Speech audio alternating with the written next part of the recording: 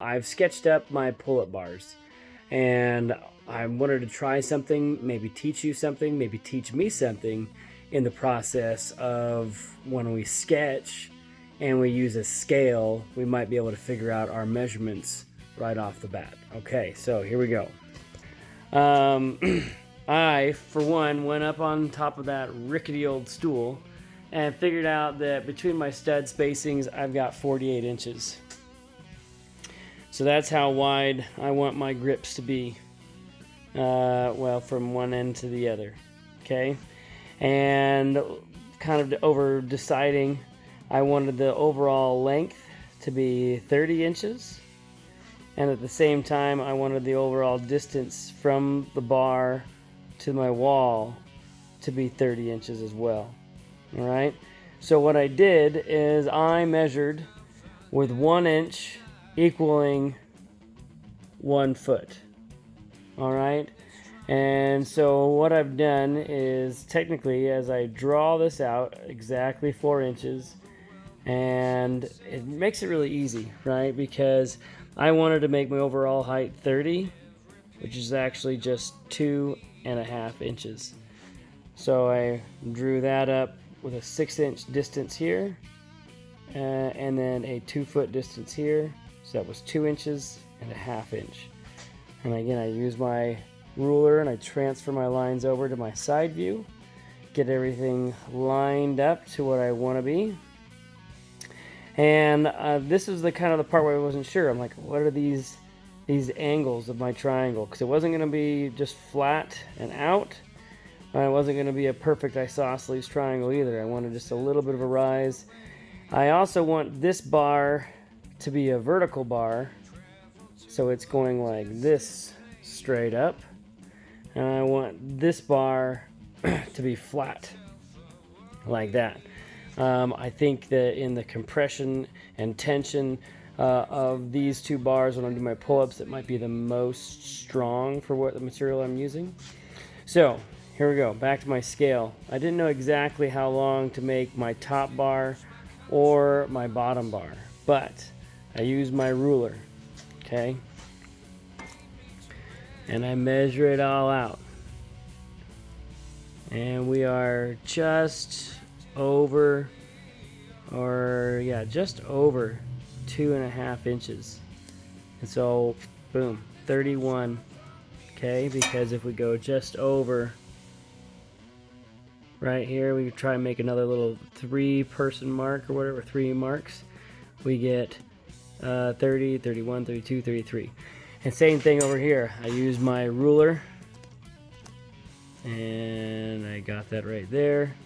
Oh, it's not flat. And the same thing at the top here. I'm just over 3 inches. Not even by a whole 1/8 of an inch, maybe an 1/8 of an inch, so 38 inches. Because if I go just over 33 inches, right about here, 36, 37, 38, I figured around 38 would give me enough room, because at 3 inches and a quarter, I'm at 39 inches, and that was 3 1/8. So there you go. We have our plan, our pull-up bar, 1 foot equals 1 inch kind of thing, and there you go. So this helps us realize what the benefit of using a scale is. They do make scale rulers, and you can know exactly what gradation equals what, how many inches, but a regular old ruler still works as long as you maybe keep it simple. And so starting, probably in the next second for you guys, but starting whenever, I'm going to start building these pull-up bars. All right, so our pull-up bar, we went over our little plan here. If you can see that, we went over the scale, and now we're going to just start cutting. Yeah, the saw is an awesome saw. It weighs a metric ton, but cuts fantastic.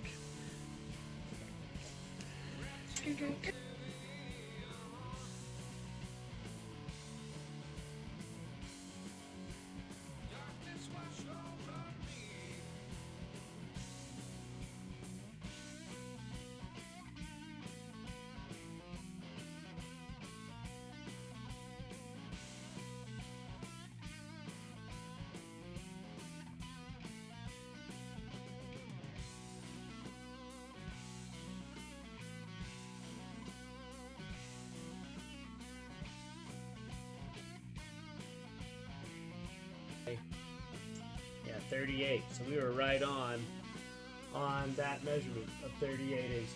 Okay. However, these are 36, and so I've got to weld 2 pieces, 2 inches on the end, clean them up, and then grind them down in order to make it. I thought I'd cut them long enough, but I thought I cut them at 40, but apparently cut them at 36. So that's all right. No big deal. Like I said, we've got plenty of drop pieces. These ones easily will get welded on the back side of that or on the end of it, and then we can go from there. So let's go ahead and fix that real quick. All right, so we're gonna do a weld here real quick, and this is just like the open root butt joint we do on MIG welding, one of our first assignments. Perfect application. Got a little bit of a gap on both sides, and we're gonna tack it, and then we're gonna throw it on down. So there's my welding lead. All right, now we can, we'll leave that clamp just for right now. You never know that heat. You want to make sure, because in welding, right, things distort, things move. So I'm going to leave that clamp for just a minute to let it kind of cool down. We'll flip it over to the back side and weld the back side. At least take a look at it, see what kind of penetration we had. And yeah, we almost got all the way through.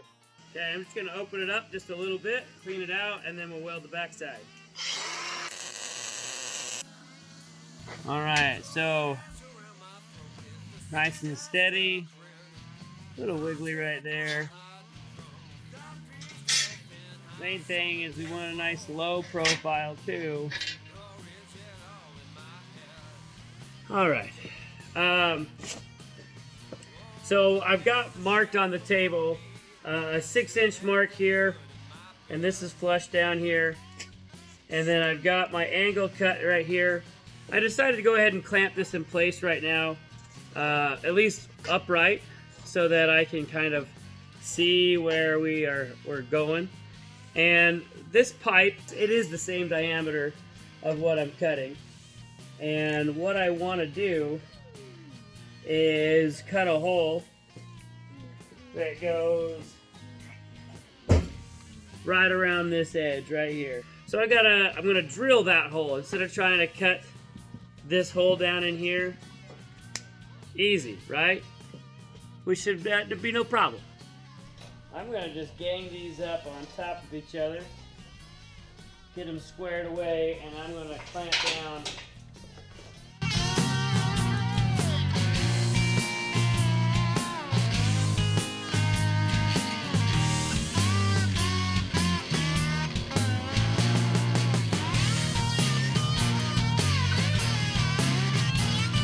Alright, so the biggest annular cutter that I have, I don't know if you can see that, is about 1 inch. And so it fits just barely right where I want, and then I'm going to have to take the cutting disc and I'm going to have to do some shaping by hand. Before me stood half the foot in my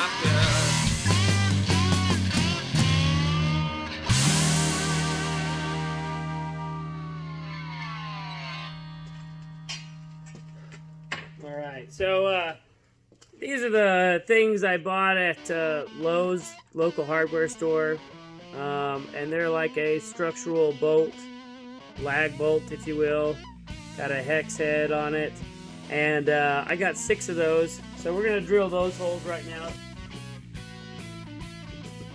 Alright, so what I've got left is I need to make sure that this pipe can now sit against inside here. So since I hogged off that little inside, I just need to nip those and then maybe do a little bit of shaping with the grinder, but that should work.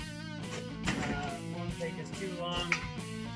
Again, we'll get our grind mode on.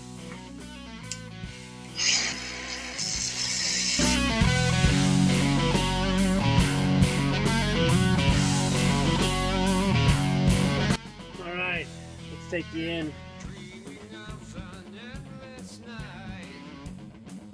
Okay, that looks pretty good. darkness triumphs over light. Overwhelming sense of ease. Every pain I know relieves. Since there's a left side and a right side, I'm going to need to mirror this. I can't just put this on the same. So I'm going to go this route. And I should be able to mirror everything about what I've just done.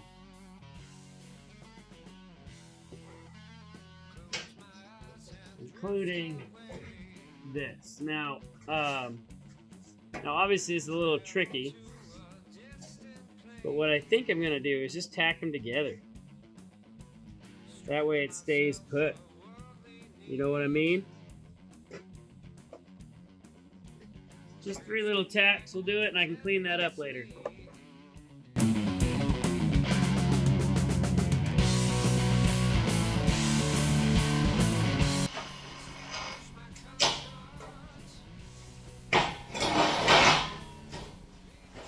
Alright, look at that. Now, that fits in there. And we'll get that set up. All right, so one of the things I wanted to do was actually put some like side grips or dip grips on the side of the bar. But in order to do that,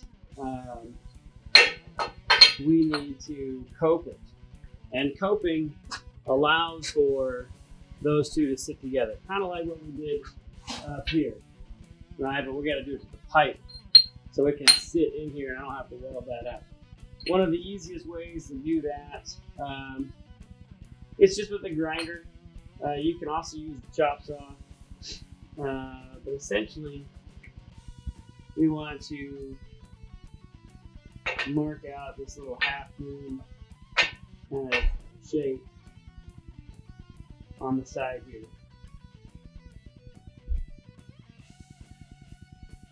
Okay.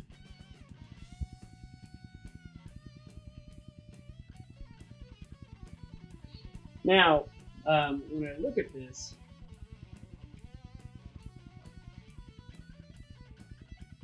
it's not, don't overthink it too much, but all we really are going to do is chop and chop, okay? I'm not going to try and fish mouth it. Once I chop and chop it, I can get those to fit a little bit nicer.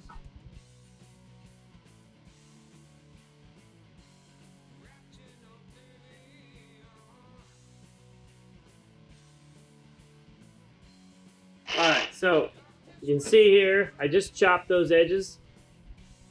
And now that sits on here fairly good. I can do a little bit of cleanup, but that allowed me to MIG weld. It doesn't need to be a super tight fit. I kind of like the fact that there's a little bit of that notch so that I can get some good penetration on that weld. And I think that that looks pretty good. And again, so pretty simple technique. You just basically cut a small angle, and that angle, I usually just trace it, that half moon, and then cut straight down, and then do a little bit of grinding, and that'll fit really good. All right, now that we've got this kind of tacked up, we are going to just kind of test fit it a little bit.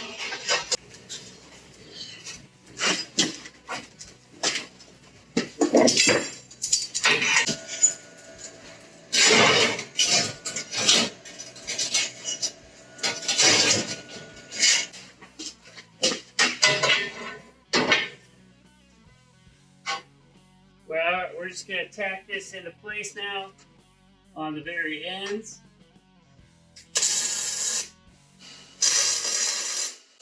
Now I'm just going to verify my backside or top side dimensions are the same. So I'm going to start tacking this together.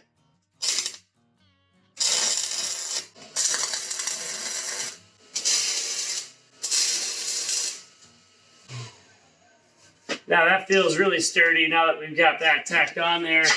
I think it's about time to go ahead and weld. I'm going to wait to put these on just in a minute. I want to verify I got them in the right spot for my body width so that I can do those pull-ups, dips, whatever. Or is it all in my head?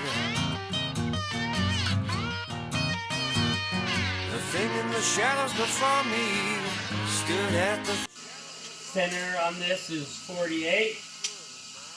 Overall on this is 51.5. So half of 50 is 25. All right. And then half of 1 is a half. So we have 25.5. But then we have that extra half. So we actually have 25.75. Right, that's our center line. And we will double check, make sure we have 625.75 on that side, and we do. Alright. I want to be about body width apart. I'm centered up here. So if I get all the way up here, this is where I want to dip, right? I dip, you dip, we dip. Ooh, up, right there. Right. And it's just under 20 inches apart. Found my level. We're just going to make sure that we're the same level as the table. Alright, now, these are going to be a little tricky because the heat is always going to want to pull them. So I'm going to go slightly under square, pulling to this side, right here, that way.